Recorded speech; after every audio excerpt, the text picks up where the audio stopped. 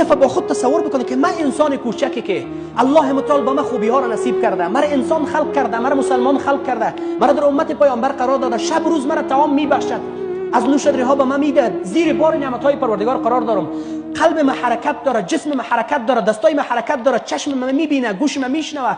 الله متعال آسمان را خدمت ما قرار داده، زمین را در خدمت ما قرار داده، حیوانات به خاطر مذهب همیشه، پیامبران را به خاطر ما ارسال کرده، کتاب ها به خاطر ما ارسال کرده. چرا نافرمانی میکنم ما انسان؟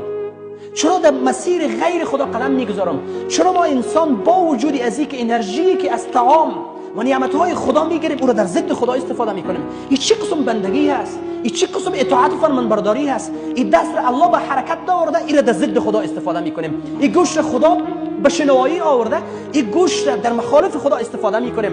این چشم که خدا به ما و تو داده، این را مخالف خدا حرکت میدیم. این پایی که الله متعال حرکت به این نهاده، این را در ضد خدا قدم میگذاریم. یعنی این بندگی چه قسم بندگی هست؟